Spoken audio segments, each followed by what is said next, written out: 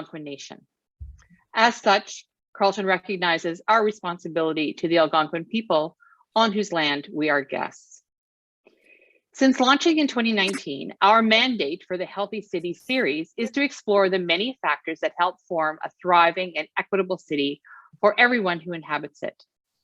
Our previous Healthy Cities events have examined a variety of topics, including anti-racism, climate change, architecture, and housing. And we have more great conversations to come, including an upcoming event on disability justice in the city this spring. Tonight, our stellar panel will be discussing something we all face, some of us more immediately than others.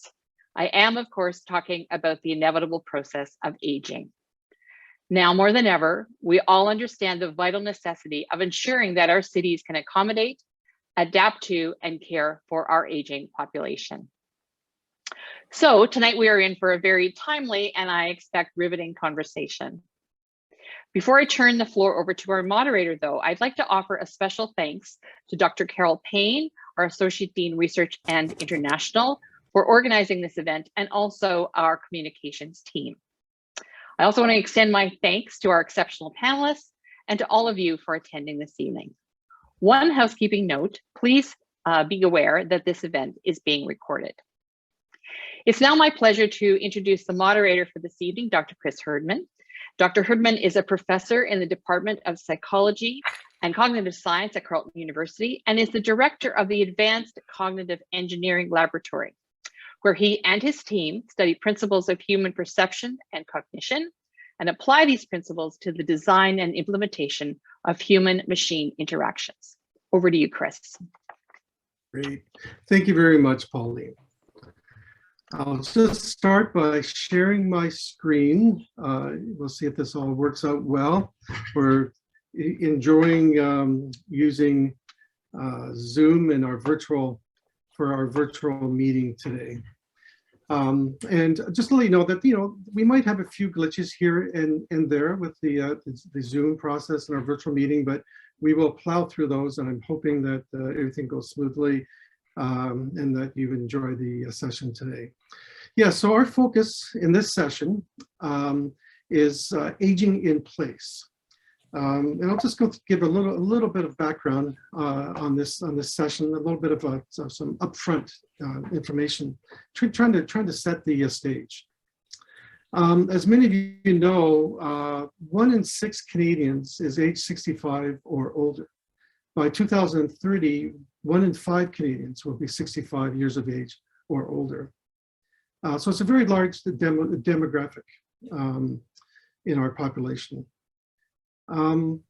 We know, and we all admit, and I can admit this because I'm getting older, that as you age, there are changes that happen, both physical health changes and changes in our cognitive abilities.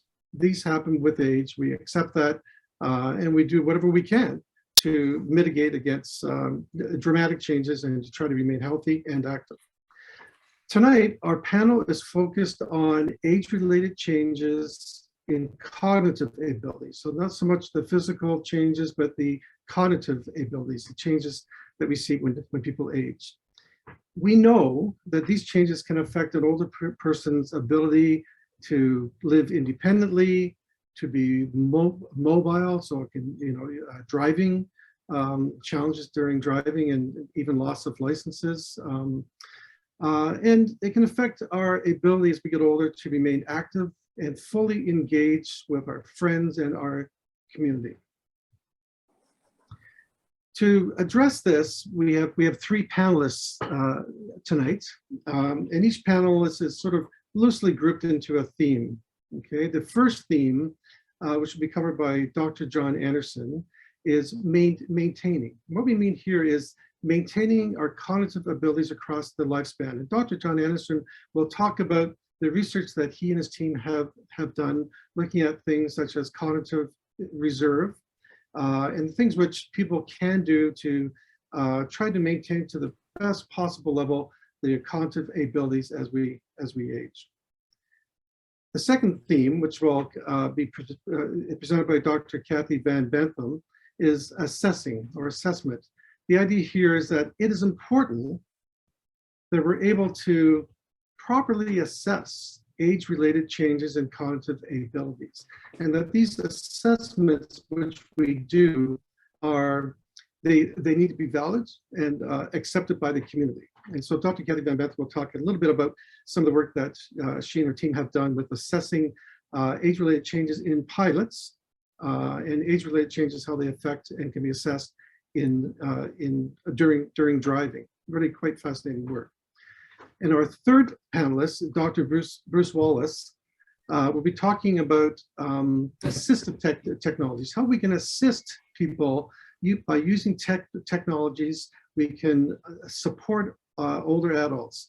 And Dr. Wallace will be talking about some of the work that they've done with smart homes, so smart monitor homes, and using these technologies to assist older adults. I'd just like to mention that, as you see in the next slide, these areas overlap. There's an overlapping diagram for reasons, because all these things go together with each other: maintaining, assessing, and assisting. So here are our panelists.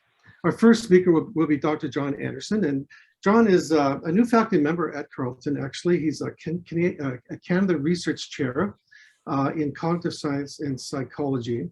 Also the principal investigator and head of the Cognition and Neuroscience of Aging Lab. Our second speaker is Dr. Kathy Van Bentham, who's an adjunct research professor in the Department of Cognitive Science and a senior research scientist with the Advanced Cognitive Engineering Lab. And our third speaker is not from cognitive science or psychology. It's Dr. Bruce Wallace, who's an adjunct research professor in systems and computer engineering. He's also the executive director of the AgeWell National Innovation Hub, and an affiliate, a research affiliate with the Braillard Research Institute here in Ottawa. So we have an interdisciplinary team, and it ranges from neuroscience, cognitive science, and psychology to engineering. And this is the way that research in this area needs to be done. We need to use interdisciplinary teams. So let's get started. Each panelist, this is how it's going to play out, we hope. Each panelist will present their research for about 10 minutes or so. This will be followed by an open question and answer period. We're looking forward to hearing from the audience and your questions, your comments, your thoughts. The question and answer period will happen after the final presentation, so after our third presentation. And because we have so many people, we have 120, 150 people in the Zoom meeting tonight. We'll ask people to please type their questions into the Zoom chat function. Okay, so there's a little chat box there which you can tap into and then type your question. We'll try to monitor these questions and get to as many as we can at the end. Okay, so at this point, if we could turn it over to Dr. John Anderson, who will start with his presentation.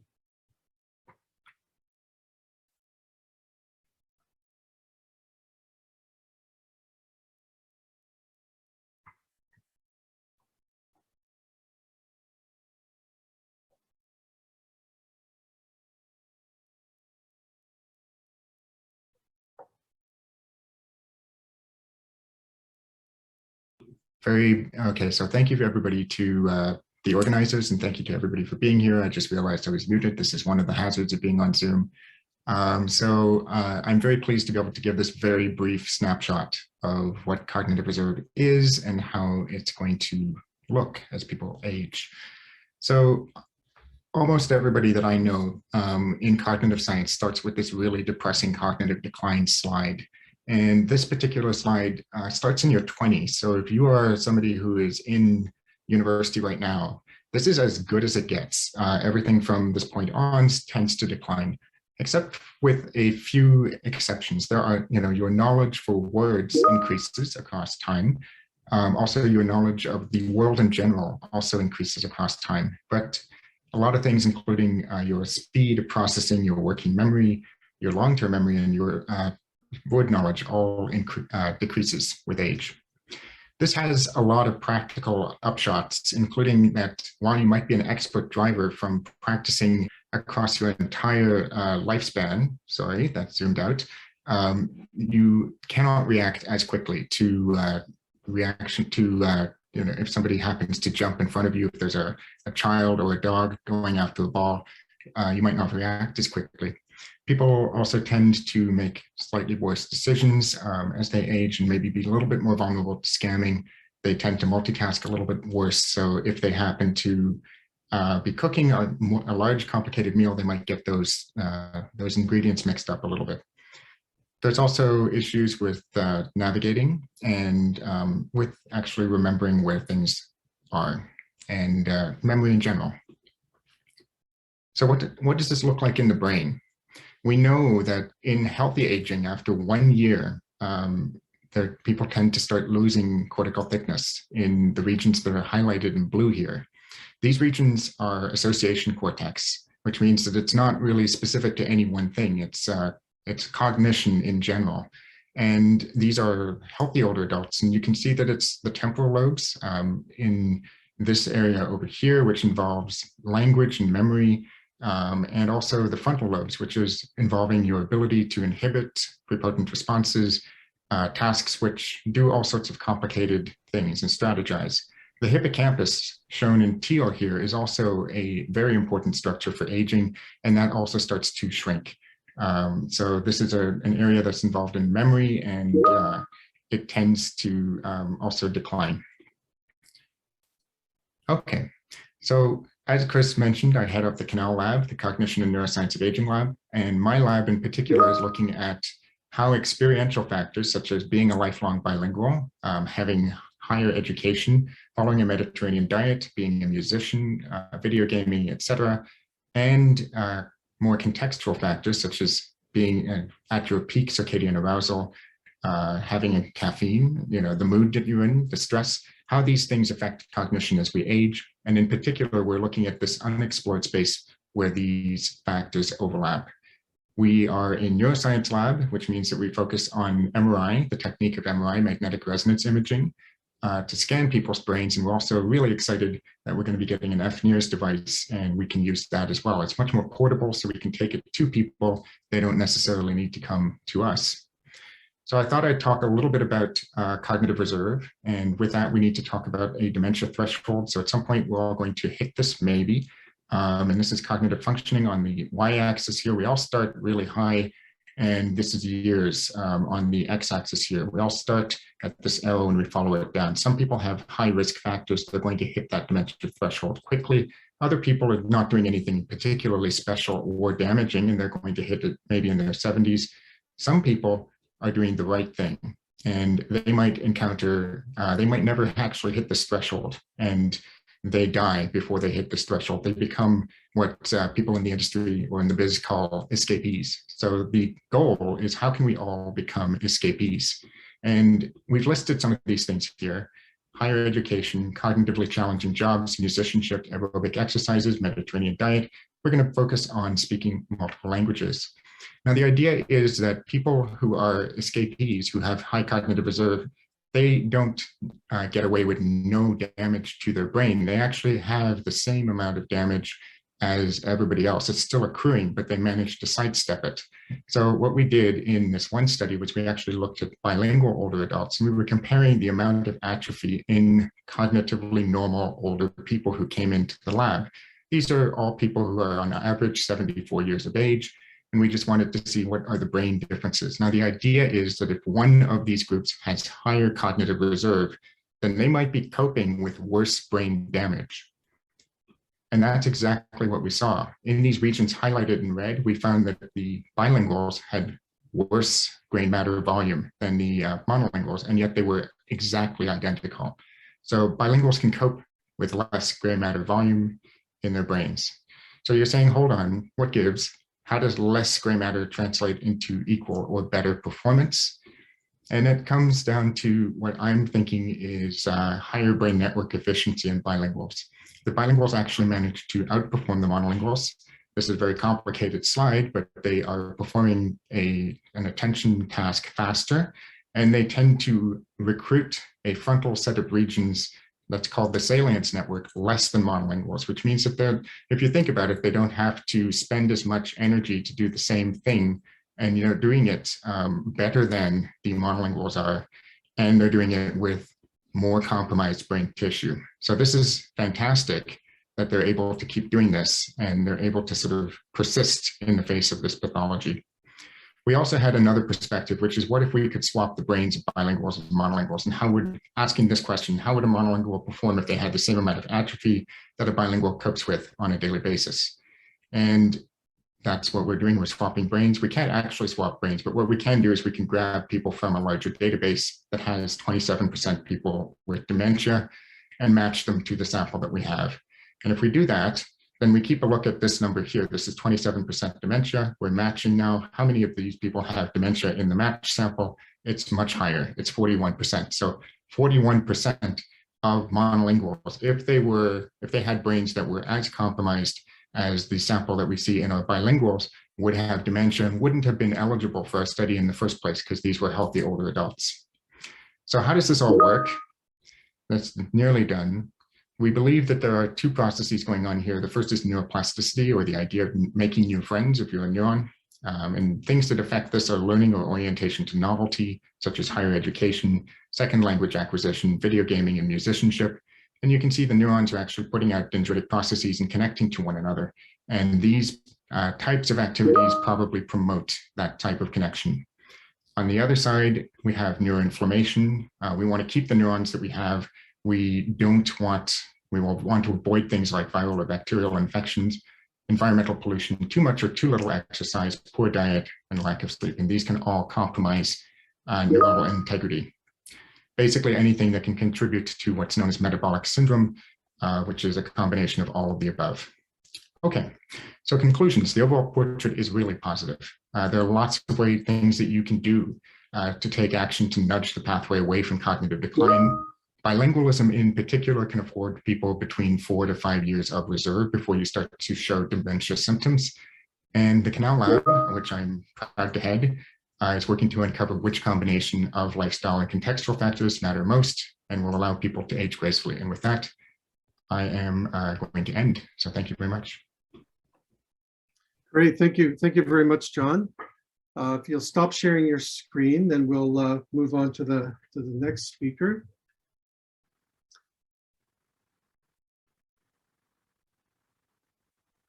There we go. Great. So our next speaker is Dr. Kathy Van Van Bentham. And Kathy, when you're ready, it's over to you. Okay, can you hear me all right? Yes, perfect. Okay. Sorry about that. We were just having a few technical issues, but thank you so much to the FAST team for inviting us to speak about our research that supports safe mobility for pilots and for drivers. So, sorry, I've got to work on a couple different computers to make this work. There we go. The work I'm talking about today takes place primarily at the Advanced Cognitive Engineering Lab, or what we call the ACE Lab, in the Visualization and Simulation Building, and also at the ARISE building on Carleton University. So we feel that to promote healthy people and healthy cities, yes, you need to look around to see what's happening on the roads, but also you want to look up. And at the ACE Lab, we have one of North America's most extensive research projects that study factors that affect the safety of small aircraft pilots. And by that, I mean the aircraft are small, not the pilots. And we've assessed more than 200 of these pilots, many of whom are age 55 and older.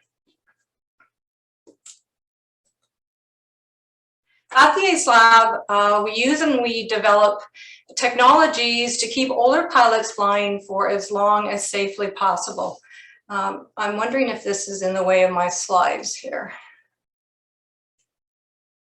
My apologies. Hopefully that's better.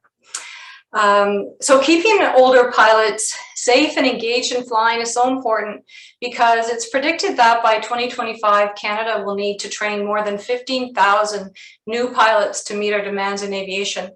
And keeping older pilots active is important because we know that they train and pass on knowledge to the next generation of pilots.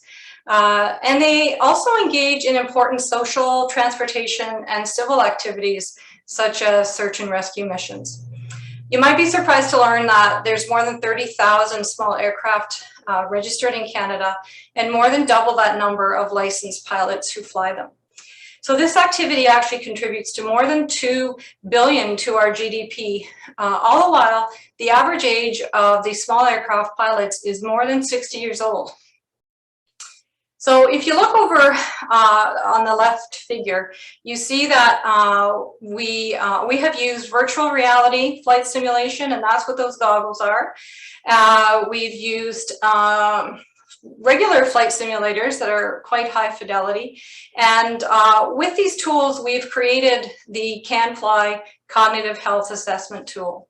And the CanFly is non-age biased, and it uses artificial intelligence to predict older pilots that may be at risk of a critical incident. So while we do find that older age is frequently associated with lower performance, there are some encouraging and important signs. So I've just got one little data slide that I want to show with you because you know, our world is data, so I want you to see some of this. But what you see here, this line here indicates risk of having a critical incident during the experiment. So the higher the number here, the greater chance of some critical incident. And these two colored lines here separate the pilot groups based on their recent flight hours. So this blue line are those who've flown fewer hours, kind of 2 hours or so a month or less. But this red line are the pilots who've flown more frequently, 26 hours or more in the last year. And what you can see over here, this is the younger data points. And the younger group, you can see that regardless of how frequently they've flown, their risk is lower. However, there's quite a difference between the points here for the older group. So here we have the older group. And if they have flown frequently, then their risk is quite low. However, this difference between the red and the blue line, this indicates the actually the positive effect of practice and keeping active.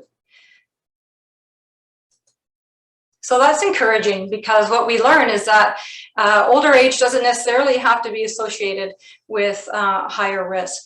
So this keeping active policy is really something that we also use in our older driver safety work as well. So I'm excited to talk to you now about this work that we're doing, looking at older driver safety.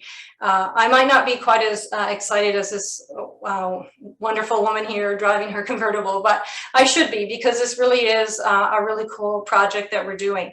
This project is called the SAVE-ED initiative, and SAVE-ED stands for Semi-Autonomous Vehicles Engaging Drivers. And this is 1 year. 1 year is code for very ambitious, and it's a multi-center. It's a multi-center project, and the people on the team are Dr. Herdman, who you've met, Bruce, who you are going to meet very soon, who's speaking next. We have a number of undergraduate and graduate students, as well as experts in the field, Dr. Frank Knuffel at Briere Continuing Care, and Dr. Sean Marshall at Ottawa U. So the SAVE-ED project is just one solution to key challenges that are faced by older drivers as they adapt to changes in their cognition. And also now with these radical changes in driving brought about by semi-autonomous vehicles. And in this research, we are actually harnessing and multi-purposing the existing autonomous driving technology that's present in today's vehicles.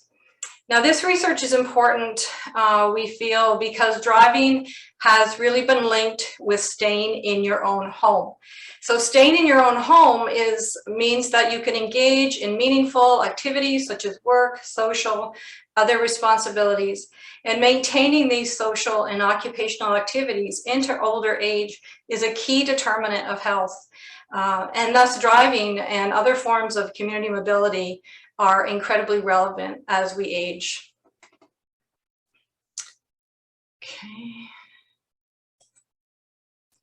Okay. So this little model here kind of illustrates what the SAVED project is. And really at the heart of it is the idea of keeping people healthy and keeping them in the community and in their homes. But the research for us begins with the driver and the vehicle, and then all the sensors that are your car, you may not realize, is now full of sensors that are, they can be used for example, to keep you from what we call lane departures, to keep you safe in the position of the road. It can also optimize your position between you and the car in front of you. We have GPS data so that you can know kind of at a moment's notice where you are. But what's innovative about our project is that we're going to be using the data from these sensors that are already in most vehicles, and we're going to flip it and make it something that's going to allow us to predict risk for older drivers.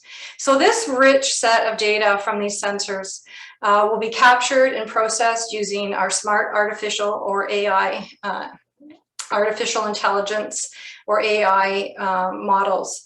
And the AI processing will take this sensor data and use it to predict risk for older drivers. And this data can be used in real time, so it can be sent back to the driver in real time to inform the driver of immediate risks. But our models are unique in that they're also going to track cognitive function, such as, are you going where you intended to go, and did you get there in a safe manner? So ideally, this will be tracked over time, and this information can be obviously provided to the driver, but also to what we call the driver safety team. And this is what we call a self-selected or self-designated team. It may involve family members, trusted health professionals, or even insurance providers that are provided with this information.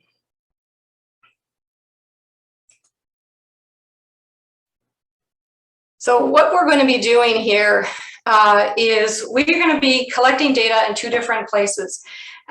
We can't right now because obviously with COVID, but once we're ready, we're going to be putting out a call to the community. And, you know, we would love to hear from you. I've got an email address at the end of this. If you're interested, for those who are novice drivers, we're looking at that as well, or drivers 65 plus. And what the participants in our study will do is they will either be in the lab and participate in our lab-based studies. Here we have a variety of different sensors, some virtual, some actual sensors. And we're also really pleased that we've partnered with Area XO with Invest Ottawa. And this is a nice closed track area where we're going to be able to collect data, and but in a very safe manner, but actually on roads. And this is a really cool facility where there's no public access to it, but there's you know, railway crossings, street lights, things like that. So we're really looking forward to better weather and when we can get our research up and running for this. So some of the key measures that we would be looking at here would be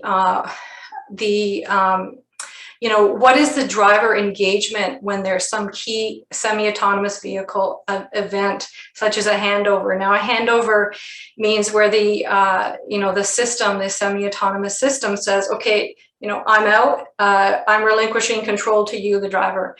So clearly, the driver has to be engaged and ready to do that. So this is going to be an important measure for us as we conduct our research. So finally, the smart assessment models that we develop in this research, they're going to be used to assess cognition and predict risk for older drivers.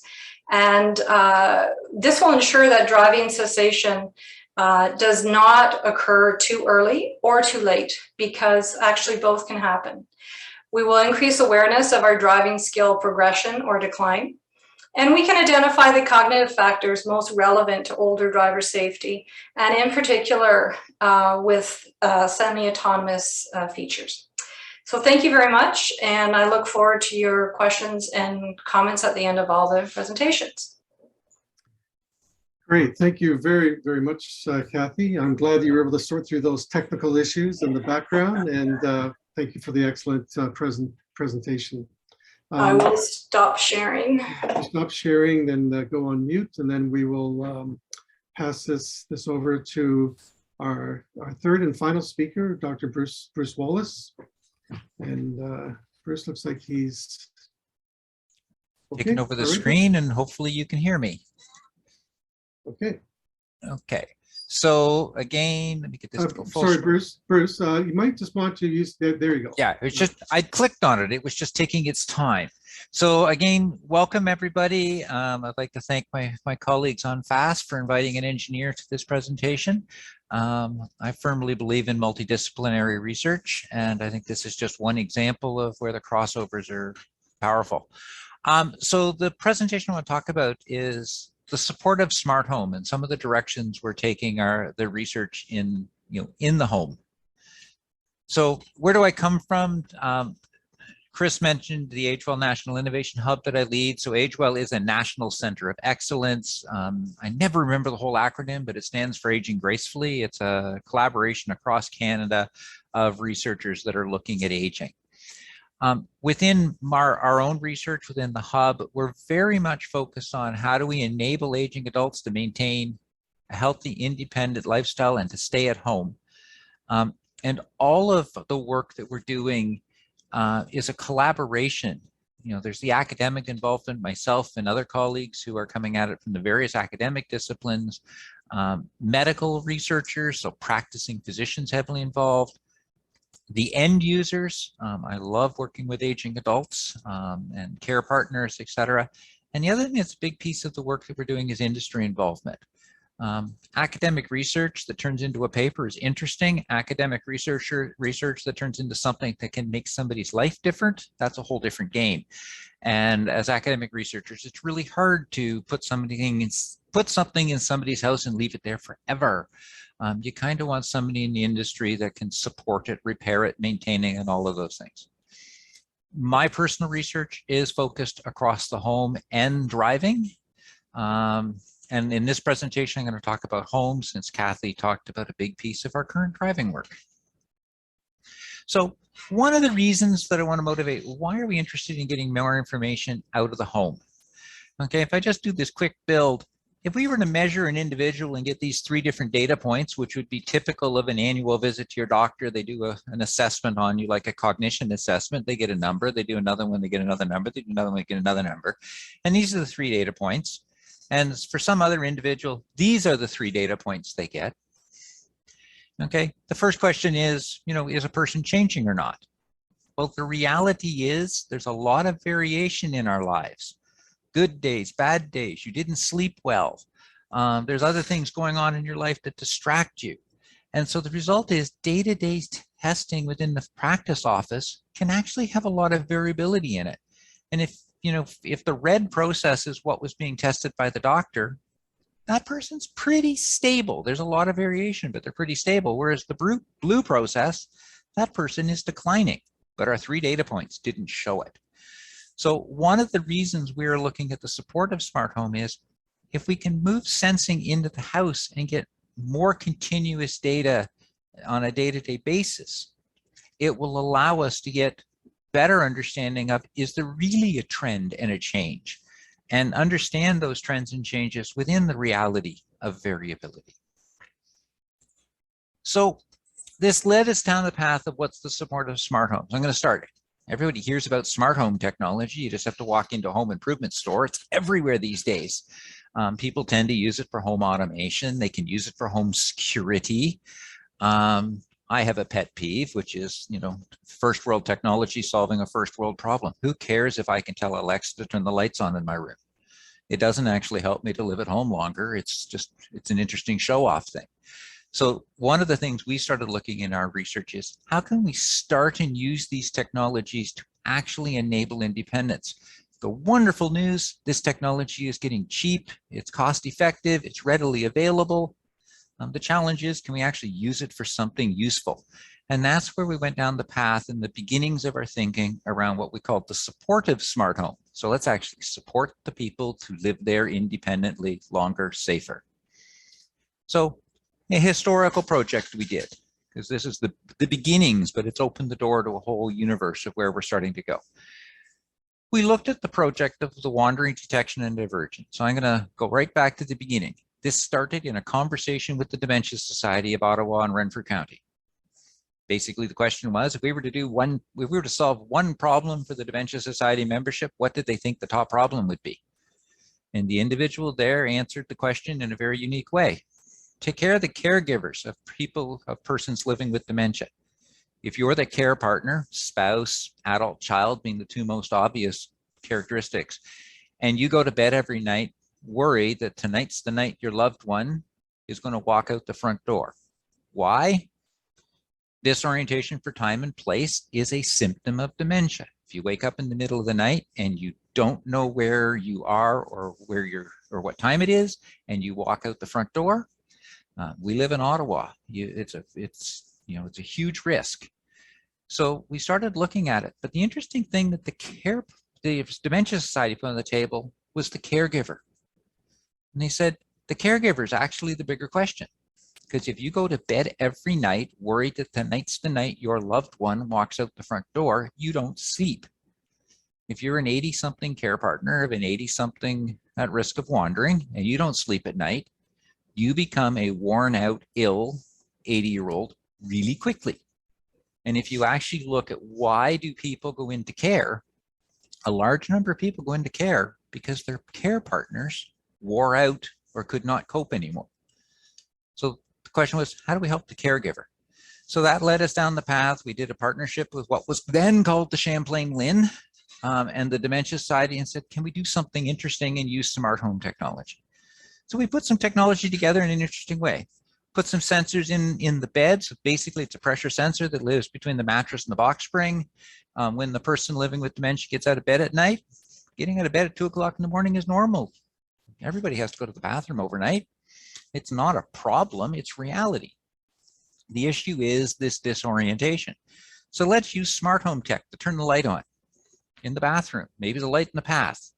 Give them that extra little bit of cueing of direction and destination. If they go to the bed and go back, if they go to the bathroom, go back to bed, everything's fine, we shut the lights off.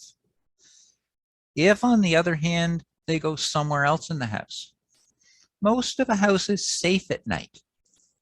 You don't want them wandering into the living room to watch TV at 3 a.m., but they're safe. So instead of waking the care partner, we actually put a smart speaker in the house. Got the care partner to record a, honey, it's the middle of the night, go back to bed. Made sure we did the recording in first language, referencing back to some of John's work. And that way, if the person heard the message, they go back to bed. Only if they got to the door did we actually go back and wake the care partner, because that's when they needed to intervene. The interesting thing in the study, nobody ever got to the door.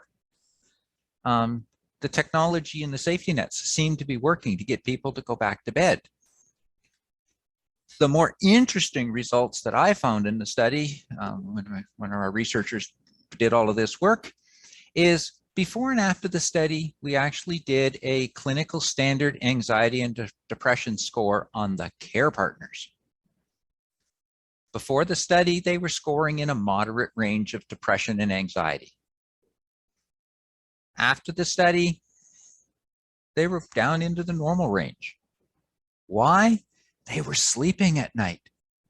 Truly and literally, if you looked at the data, they were going to bed and able to get 7 hours of continuous sleep instead of 5 hours of broken sleep. It's life-changing. Anybody who's had a child knows that the first time they sleep through the night, it's life-changing again. Well, this is the same reality. And also to put the experiment results, I let my participants talk for themselves. As we went through the study, we had a number of direct comments from our participants about their desire of the technologies and how they enjoyed it. I will honestly say that I will tell you that my research assistant actually on this study felt that the last day of the study was the worst day because more than one participant didn't want to give up the technology. But we're researchers. We had to take it away because we couldn't leave it there forever. So open the door. What's going to happen? New study we're working, because the wonderful news is there's some things starting to happen in the marketplace around here because people are catching up with our research, which is great. I'm currently running in a study, believe it or not, my partner's Best Buy. They're actually funding academic research. It's phenomenal. But they are working with them on a technology called Assured Living. And they're deploying a bunch of, helping us work through deploying a bunch of sensors to the home. And when I mean sensors at home, these are not things you wear. These are sensors, you know, that know whether a door is open or closed, motion sensors. If you're used to the technology you would typically put in a house for home security, it's the same stuff. We're just putting it in slightly different places. You quickly forget that they're there. You can ask my family. My research is now done all at home. I think I have 100 sensors in my house and probably nobody knows where most of them are. The neat thing about this system is it's using some AI technology to learn normal. And so it actually will build a model of what's normal in that house. And if something out of normal is identified, it will actually proactively tell somebody. A text message to a caregiver or whatever. In my case, in my own house, it's me. I get to know when my house thinks it's abnormal. The technology appears to work.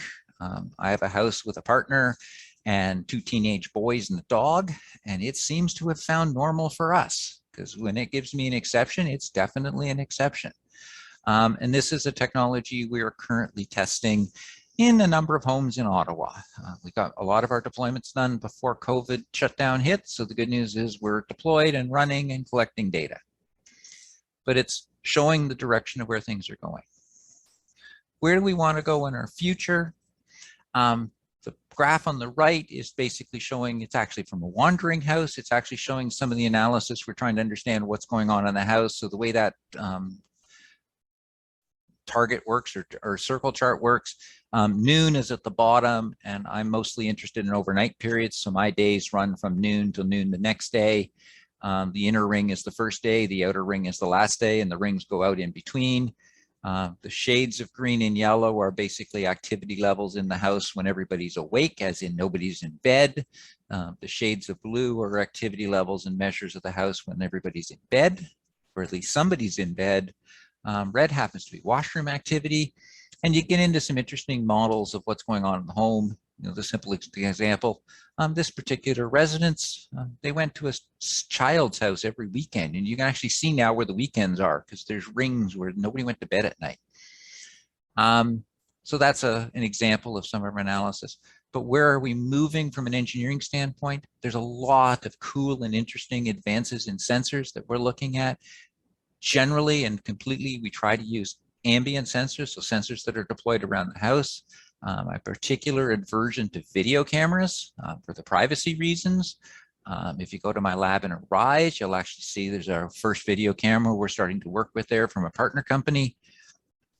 Because it doesn't produce video, it produces a stick figure. So you don't actually have any privacy intrusion, and we're using it to do some assessments. And we're continuing to work with industry partners on new sensors and new technologies, and also, you know, people that are looking at these as solutions they could put in the marketplace so that we can scale the services. Because the key thing here is, how does somebody purchase one of these systems, get it deployed in their house, and have it continue to run? So with that, I will turn it back over, I guess, to Chris. Great. Well, thank you very, very much, Bruce, for another excellent talk. I've heard bits and pieces of that talk previously, and I'm always just fascinated and amazed at the work that's going on, and looking forward to getting some of those sensors into my own home. Thank you. With no video cameras. So yes, that is the end of our panelist presentations. We have had quite a few people start to type in questions into the chat function, and we'll start to go through those. Please feel free to use the chat, folks, if you have a question or a comment. It doesn't have to be perfect prose because we're using Zoom. Just a few words just to get us going on whatever you'd like to know about. So don't be shy. We're really doing this to communicate and interact with the audience in many ways. Having said that, we did receive a question that came in prior to the presentation, to the event tonight, and it was directed toward Bruce Wallace. So Bruce, if you wouldn't mind, I think you've seen this question, but I think I'll read it out loud for the audience as well, and then have you respond to it. And this question is from, I won't say the person's name, but somebody who's part of the senior watch in the old Ottawa South area. It's called SWOOS, SW0 or OOS. The question for Dr. Wallace is, who receives and processes the information that is generated by the sensor technology that's in homes, with general practitioners and other primary care staff in very short supply, especially right now, where the geriatric assessment outreach team be the appropriate receiving team for the data in case it picks up that it requires immediate attention and follow-up? And if so, who should assess, address, and follow up? I think it's a wonderful question that goes right back to the grassroots. So, Bruce, would you respond to that for us? Yeah. So what we are doing, and Kathy actually alluded to this as part of our Save Ed project, we're operating under the model that the people that get the information around a particular individual is controlled and determined by that individual. So typically it is not going to go to a physician, home care nursing, and those types of individuals. It's going to go to their direct immediate support team. So in some cases it may be themselves, in some cases it may be care partners, spouses, adult children. We have done things where it's been somebody like the next door neighbor, right? So, I'm open to that, and I think it's key that we need to figure it out. And I think that's actually, I actually did a research proposal about a month ago on who do you tell and what do you tell in a care model, right? It's an open question. We need to figure out a whole lot more. Great, thank you, Bruce. So the next, we have a series of questions that overlap a bit for John Anderson. And John, I'm sure you've seen some of these in the chat already. I'll just kind of sort of summarize across a few of them. But I guess with the research that you've done looking at cognitive reserve and bilingualism, do you have to acquire the second language at an early age, or can a senior study another language and get the same benefit? And I guess related to that is, what happens if you speak multiple languages? Do you benefit more if you know 3 languages or 4 or 5 languages? Is there more benefit in terms of cognitive reserve and maintenance of cognitive function? So I think that's a good place to start. Okay. Thanks, Chris. Yeah, so there's 2 really good questions there. The first one, can a senior acquire a second language and reap some benefits from that? Definitely there will be some benefits, but keep in mind that, as you're aging, you are starting to acquire a lot of neural insult across your lifespan. And you're essentially at that point, if that is the only thing that you're trying to do, you're trying to reverse decades of potential damage by suddenly trying to maybe learn a second language. Or a common one is start doing crossword puzzles when you're older to keep your mind active. Really, this is something that you should be thinking about starting when you are in your 30s, in your 20s and 30s and 40s, and maintaining it, and starting to keep doing things that are challenging when into your old age, so that you can build up in neuroplasticity. The second part of your question, Chris, was whether learning more than one language has a benefit. And here the data is a little bit on the fence. There's some data that suggests that, in fact, well, there's one paper that I'm about to review that suggests that maybe, this is in fact the case, that, the more languages that you learn, the better off you are. So if you are one of those people, then that's a good thing. There's other data that's out there that suggests that the more languages that you know, it doesn't really have a benefit past the second language, and that you know, the second language that you learn has the real impact on whether or not you get dementia, and beyond that, they're diminishing returns.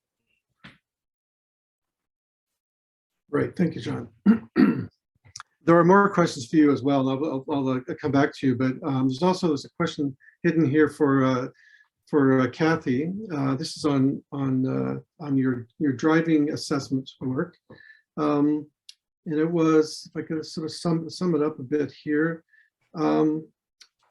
So typically, could you explain the differences between what is now done or typically has been done in the past in terms of how practitioners assess whether a person has the cognitive ability to maintain their driving and keep their license, as compared to what you're doing now using with the SAVES project. So the difference between the sort of standard type of testing that has been used and what you're talking about using, and why one is better than the other or whatever.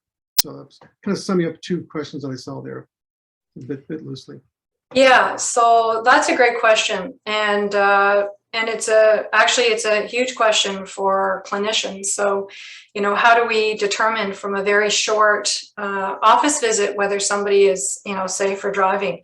So there are short, easy to use tools that physicians can use to actually look at, whether someone has a mild cognitive impairment. They also rely sometimes on reports from family members to sort of get a sense of, is a vehicle seeing lots of dents all of a sudden, or is somebody driving and getting lost? So it's kind of a mixture of methods right now. And there was a massive project in Canada, CanDrive, which looked at a lot of different measures and trying to determine which is the best one for predicting driver performance. And that data is still kind of being worked on at the moment. But so again, it's a little bit hit and miss. What's different about what we're doing is we don't want to wait until there's already a problem. So the cool thing about what we're hoping that this sensor data will do is that people can, start tracking early. And kind of, what Bruce was saying, what's normal for my driving? And then when changes are seen, that information get sent to the person or relevant people that they've chosen for their driver safety team can then get that information. And then the cool thing is that everybody has the same objective information, and that can be used for decision making. So hopefully that answers the question. Great, yeah. Thank you, Kathy. Yes. We're going to cycle back to you, Bruce. There are a couple connected questions. One, I guess, as follows. Do the sensors that you're talking about use Bluetooth, or what do they use? And how susceptible are they to interference or even perhaps, cyber attacks? But so in other words, how stable are they and safe are they, I suppose? And a related question was, how affordable would this technology be for caregivers? Do you think we'd be able to implement these in every household that needs them as we move forward? Yeah, so the technology, the way the wireless communications, the way the sensors are connecting, back into the hubs themselves. Bluetooth is one of the technologies they don't use.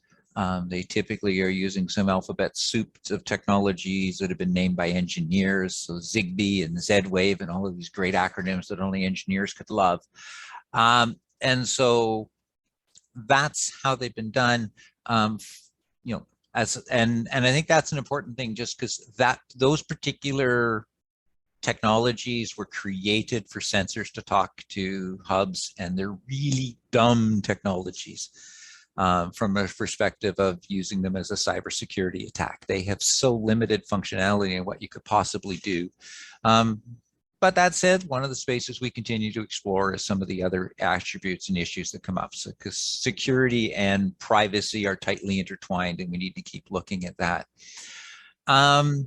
From a pricing standpoint and where the technologies are at, and this is the one thing that gets me excited about this research, is if you'd asked me that question a decade ago, and I would have said the bucket of parts to get a house running with this type of technology would be getting close to $10,000. Our wandering technology bucket of parts that we were looking at deploying in the house, the hardware cost was less than $500. And I literally could buy the parts we were using at Costco, and at that time Lowe's, now it's Lowe's and Home Depot and everywhere, right? I was buying parts we needed retail, okay? And the pricing has dropped because we're building on top of this smart home bandwagon that's happening for all these other reasons. And I can tell you that, you know, services, so having somebody put the system in your house and run it as a service, we're now starting to get into the range of what would be called a cell phone bill as a monthly. So the good news is the numbers have dropped precipitously in a good way in the last couple of years. And that's why I think this is such an exciting new way of exploring, because this other technology is so usable now for a new way. Thank you, Bruce. Right. Let's move back to John. A couple of questions, John. So somebody has asked, I think this is an interesting question, because I only know one language. I speak English, but that's about it, and barely. So I've never picked up a second language, but I do play music. So I'd like to know, and so would some other people, what is the relative, based on the research that you've done or that you've seen, what's the relative impact, or maybe the differential, you know, the fundamental differences in the impact of bilingualism as compared to, say, music? And if you could relate that also to the constraints of genetics. You know, I know that's a big question here. I went from a simple question to a big question. But maybe starting with bilingualism versus say things like music. Okay, those are really great questions, and they all sort of fall, and they're sort of all getting at the idea of what can we do, and is what we have done throughout our lives going to help us. So to address the bilingualism versus music aspect of it first, the evidence that's out there suggests that they both target very similar regions of the brain. So there's a large white matter fiber that connects the posterior part of the brain to the front of the brain, and it's called the superior longitudinal fasciculus. And it's really involved in things like language, and it's involved in lots of cognitive processes. It gets strengthened by bilingualism. It also gets strengthened by playing an instrument if you are a musician. I've seen very, very similar types of effects between music and musicians, older adult musicians who are experiencing cognitive reserve, and bilingual. So I would say that you're probably going to find similar effects. It's not like you need to, you know, do them all. Do as many as you can, all of these things, but they're, you know, to a certain extent, when you're talking about things like having a higher education in general, playing an instrument, and speaking multiple languages, these are all tapping into that same underlying cognitive reserve. Where you're going to see a difference is when the pathway is different. So I briefly touched on the idea that there's two pathways. There's one that's neuroplastic, which is when the neurons make new friends. And then there's the other one where you actually start to experience sort of attacks on the system from a cerebrovascular perspective. And that's where exercise and diet are going to help you, and no amount of music or you know, second language is going to really help in that case. Touching on the genetic aspect, this is where things are less positive. So if you do have a predisposition, let's say you have the allele for early onset Alzheimer's, or you have somebody who has some other genetic disorder that is going to predispose Alzheimer's early or dementia early, that is a very, very difficult thing to actually shift. And there's not a lot that we can do there. I mean, there are epigenetic phenomena that can, where environment can interact with genetics to a certain extent, but it's going to be far less pronounced than the overall effect of the genetics. Great, thank you. Thank you, John. Kathy, we have a question from Dr. Jennifer Veach, who we know, and she's directed this one to you and me. I'm going to let you answer it, of course. It starts off by saying this is a little bit off topic, but Jennifer, I'm not sure that it is off topic. I think it is right on topic. She's asking, she wonders about the wisdom of increasing vehicle autonomy. Doesn't that create a risk of de-skilling people? That is, people will lose skill. The less you are actually controlling the vehicle, you will possibly become less skilled at driving. So that they become more like low practice older pilots or low practice older drivers and have some increased likelihood of accidents. So I guess looking at there's pluses and minuses of having autonomy in our planes and autonomy in our vehicles. And the question here is there a risk that with semi-autonomous and autonomous systems that people will actually, maybe never really reach a high level of skill in that area, whether it's driving or flying, because they don't have to, or at the same time, possibly if they had high levels of skill, those skills become lessened because they're not actually engaged as often. So could you just talk about that a bit, Kathy, and what your thoughts are? Yeah, I think that question you kind of answered there in the question, because we absolutely agree with that. And in fact, we've submitted a grant proposal. I don't know how long ago was that now, Bruce and Chris, where we wanted to do that. We wanted to see what happened when with increasing levels of autonomy, what happened to people's engagement and driving skill. And they certainly do see that in with pilots, and they talk about pilots losing that, what they call a stick and rudder ability. And a lot of airline pilots, where so much of their work is automated, when they retire, they'll spend time, because they really enjoy it, they'll fly these smaller aircraft that we're talking about, where they're really having to get involved, physically, psychomotor abilities with the flying, because that's what people, actually enjoy about it. When I think about myself and driving, I like driving. So, I'm not that super ready just to, give up that control behind the wheel. So I think the product that, and the initiative that we talked about with the Save Ed would actually lend itself to some very nice, accompanying products that would indicate, for example, okay, your braking ability, now we can see your braking ability is really declining, or steering, or whatever. And then, suggestions would be made, or, there'd be, I don't know, maybe someday they'll have a track where people will go actually practice their driving, because the fleet that we have, all the cars on the road, we call that the fleet, by the time it's swapped out to something being fully autonomous, I mean, we're looking probably more than 30 years, and people have some really interesting predictions on that, but people are going to need to be engaged for a long time. So I think that question that you asked, it needs to be studied, and because it's very important, because absolutely, skills could decline.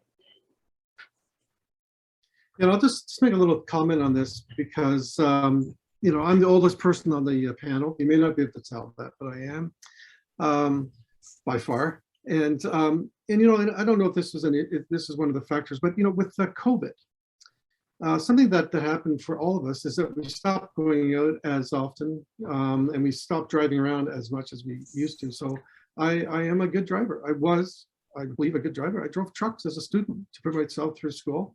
I've driven lots of different vehicles. I'm a good driver. I can back up. I can turn around. I can do all those things with my eyes closed. Okay. COVID. So the first year of COVID, where really I didn't drive very much, maybe, I don't know, less than 1,000 kilometers. I don't know. I remember going out one day after not driving for a long time, getting into my vehicle, and the adjustment period, I felt that the adjustment period was very long. So it was not, 2 or 3 minutes. It was literally 10, 15 minutes before I felt comfortable again in the vehicle. So that was a loss of skill. That was a loss of skill just because I was not interacting with my vehicle as often as I would have previously. So I can imagine that when you get into automated systems, these could be another way in which we will not be interacting with our systems in a normal driving way, but of course in other ways. So it's something we're going to have to look at closely. I think it's really important. There's a big question here, and I don't know who to address this to. Okay, panel, whoever jumps in first, second, or third. But the question is, I'm wondering if our ideal North American middle-class lifestyle is leading to increased dementia. The expectation is that people get a good education, get a job, develop their career, have a family, et cetera, and then retire early or even at 65. Can that sudden drop-off in activities contribute to dementia? Who wants to jump in on this one? This is a good question. I could be daring and do the engineering answer to that, which would be, I'm not sure about dementia in the sense of the clinical diagnosis. I'd ask my friends in medicine about that one. But there's absolutely, from an ability standpoint, a use it or lose it perspective. And so, individuals who don't remain physically active, per John's research, or cognitively active, absolutely decline more quickly. And, the example would be, if you look at research, this ties back to licensing. And the North American lifestyle is so tied to being able to drive to go do stuff. You drive for activities, you drive for social, you drive for shopping, you drive for whatever. And, the research is solid that if you suspend somebody's license because they are no longer considered safe to drive, their decline, whether it's cognitive or physical, will accelerate because they're no longer getting out with their friends. They're no longer going out and getting the physical activity of shopping, etc. And I know from my medicine friends, dementia has been horrendous for the dementia population because they've been trapped in homes. And again, I know my friend, Frank, who's a physician who takes care in the memory clinic, he's made the observation to me, his patients have declined faster in the last 18 months than he's ever seen before. And it's social isolation. Yeah. So let me move this over to John, and I'm going to put pressure on you, John. Could you talk about this more from the sort of neuroscience brain side? So you've been active all your life, and at age 60 or 65, you retired from your very cognitively challenging job, wherever it happens to be. So what happens then? What happens? What happens at a brain function level? And how do we mitigate against that? Okay, well, let me sort of back into cognitive psychology before I get into the brain. You can think about what goes on in your life in terms of almost two systems. You have your system where you need to react quickly to new information, and you need to be very agile in your mind and be able to juggle multiple different thoughts and maybe run new tasks on a daily basis. And then there's the other system where you know everything. You know everything about your environment, you know everything about your routine. And this is sort of referring to semantic knowledge. And this is actually something that increases over the lifespan. But if you're not relying on that first system, where you're not, relying on fluid intelligence as it's known, then it's going to sort of fall by the wayside, and it becomes a rusty tool. Now, the actual systems that are driving that, the brain systems that are driving that, there are networks that we can point to.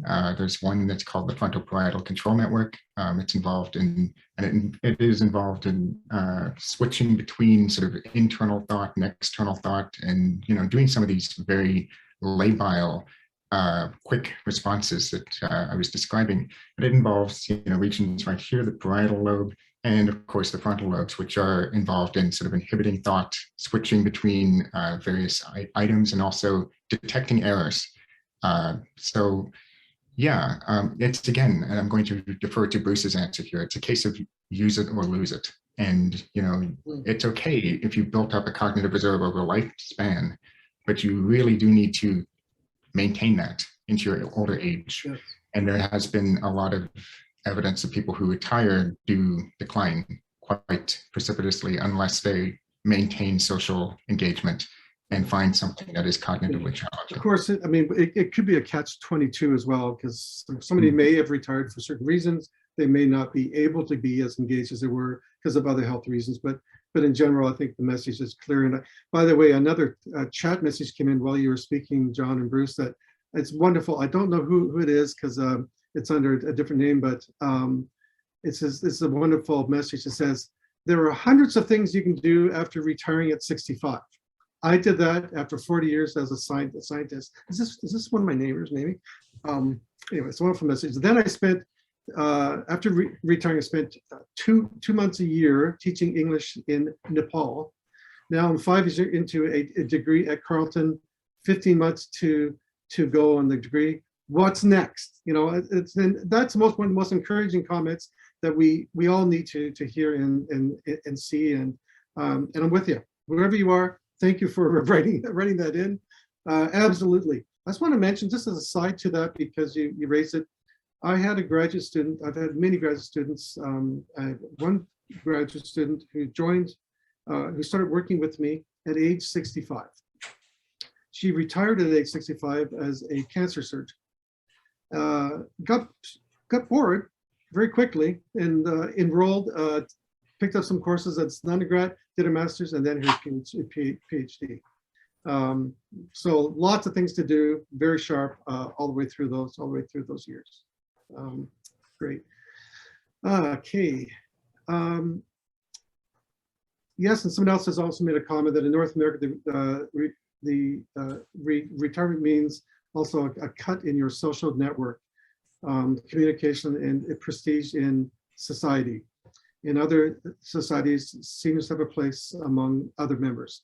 I think it's a really good point, and I think we're getting better at this, but we're certainly becoming more aware that when we retire, when people retire, how important it is for them to have access to and to maintain social networks. That's why things like maintaining licensing as your driver's license, as long as you can, safely can, is useful amongst the other things and that have been mentioned today. Kathy, do you have anything else you'd like to add? I'm sorry, we've covered a lot of ground on that one big question, but you used to be an occupational therapist as well. So not only a doctor in cognitive science, but an occupational therapist. So you might have some views. Yeah, absolutely. And what I was thinking was, being engaged in meaningful activity is so critical, and it's a determinant of health, actually. And so the key is, retire with a plan. And most people retire and plan to do things, and sometimes for health reasons they have to cut that short. So then that can lead to social isolation. But and people in rural areas, they're going to, face more of a challenge. So it's really all about having the best plan, or maybe you're moving somewhere so that you can then use public transportation or whatever. But I think it's a good question, because it requires very complex systematic study to find the answer, because we don't know in some cases, are people, they're not active, so they're getting dementia, or is it that people are, starting to have signs of dementia and now they're becoming less active because of it? So there's the two sides of that coin, and I think you have to be really careful to then determine, what's really happening. So yeah, I guess the message, that we're putting out here is, if you have a plan, and if you can at all keep engaged, then really do learn new things, and that's do everything you can to put the stack things in your favor. I did also see one other question there, Chris. I don't know if there's time for me to answer that about hearing impairment. Yes, please. Yeah. So yeah, this person, Peggy, was asking about people with, what if you have hearing impairments, and how does that affect the research we want to do, or the use of sensors for driving safety? And yeah, I think we actually did an EEG. So we did a neuroscience study, and we looked at older and younger people, and we gave them these different sounds that were meant to be like alarms, and we looked to see how the brain processed that. And we could see even some effects of age, that a novel auditory sound wasn't processed as well in the older brain as it was in some of the younger brains. So processing sounds in cars tends to be quite important. So I think, there's a whole industry there of making sure that, what's the alarms and what's happening in the vehicles are good for people with various abilities, right? But I don't think that kind of issue or hearing issue is not actually going to impact what we're doing, because unless it's something where somebody is not responding to an alarm when they should be, and it'll look like they're having decline when maybe they're just not hearing it. So we have to make sure that the car has multiple ways of showing it, visual as well as auditory alarms. But when we take that sensor data and put it through the algorithms, it's pretty much agnostic as to the sensory abilities of the user. If you don't mind, can I grab onto the hearing one, just because I saw that question and I just wanted to observe. Hearing is a really interesting place to look. I chose in my research to not talk about hearing, but I can pick up on my desk, I just dropped one of them, my hearing aids. I have an avid research policy, which I never test anything on a subject. I don't test on myself first. I have no hearing problem. This is actually a study I am actively starting to do some funding for and some research recruiting. Those are state-of-the-art hearing aids that have a whole bunch of mobility sensors in them. And the company that we're working with gave them to me and a couple of others so that we could start to play with them before we start recruiting real older adults. So it's a study coming soon. So if anybody's interested, let me know. They are legit hearing aids, and if you need them, we'll use them. Right? If you're a participant in the study, you will go through an audiology test to get them set up as hearing aids for you. I actually have them fully set up as hearing aids for me.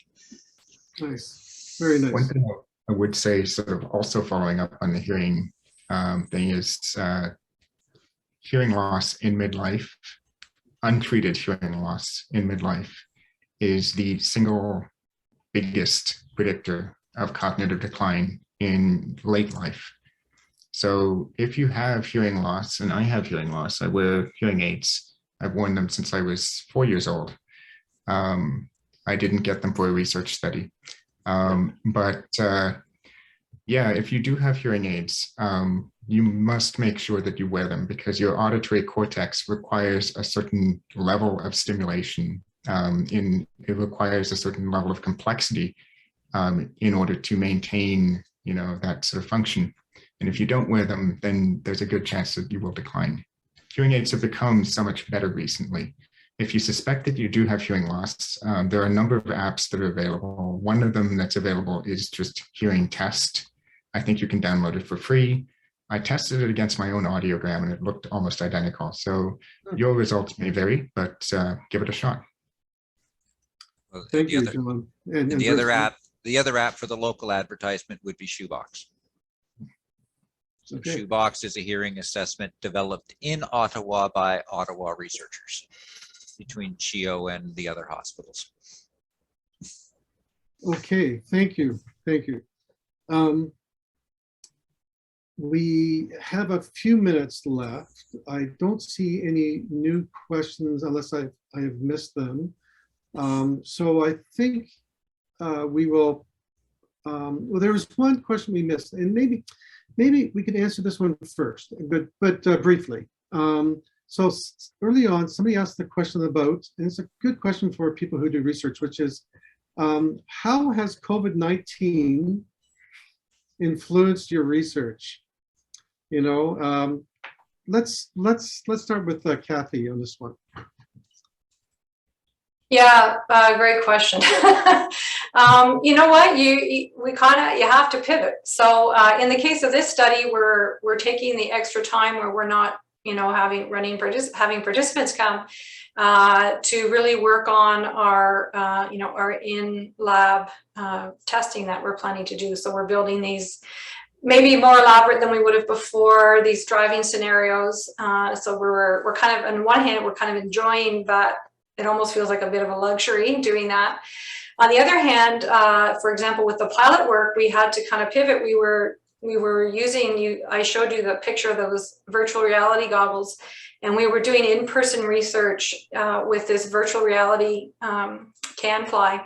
And when the pandemic started, we converted our test to an online test, so we could give out a link, and pilots could fill it, could do this whole, it was still an hour long, asynchronous, they could test it when they wanted.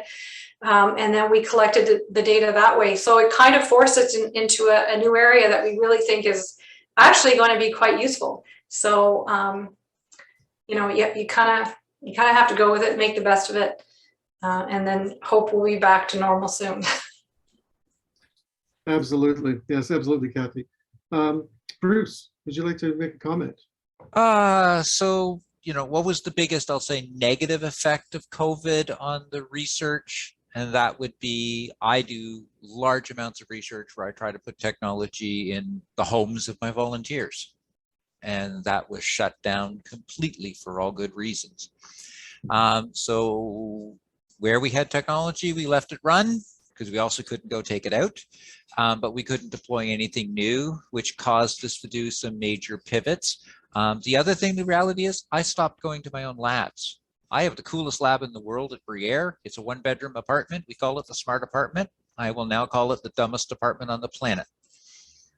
Because one of my research colleagues, Frank Knuffel, who's a physician at Briere, his office is right beside the apartment. Starting last March, we started ripping technology out of the apartment and bringing it to my house.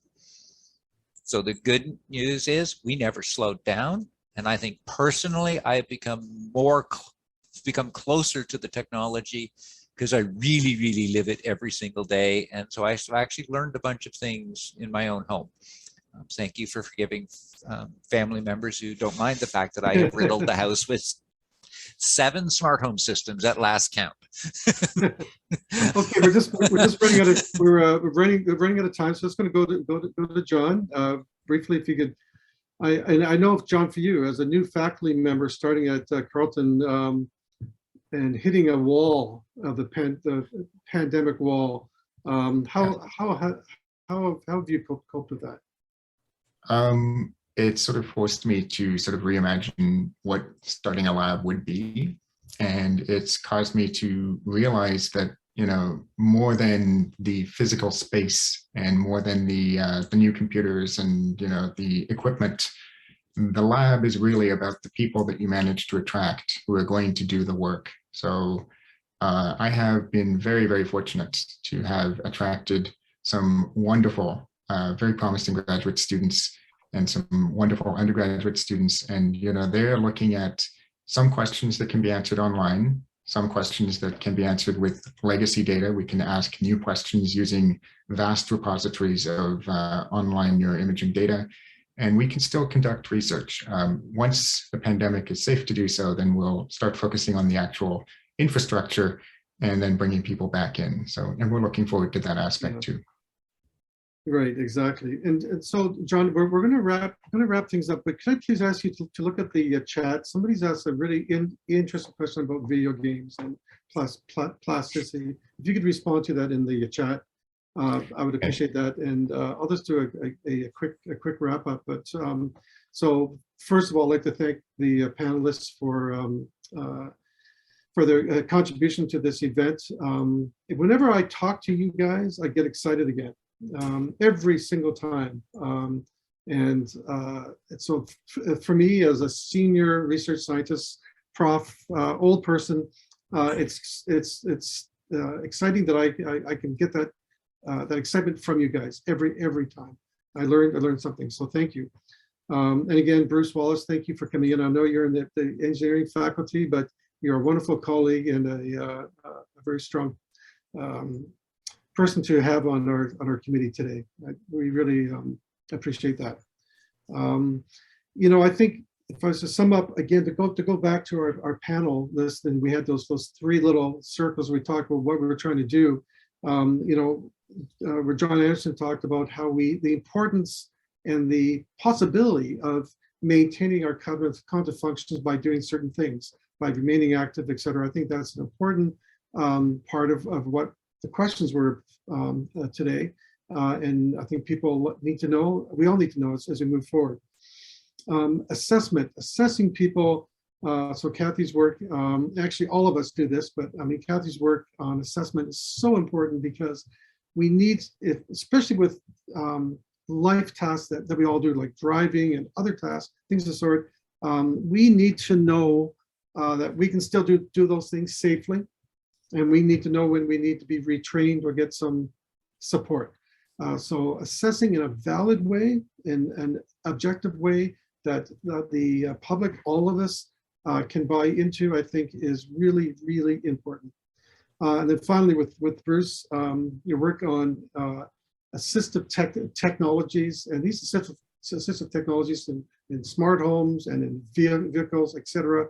You know, we all love technology, we all hate technology, or technologies.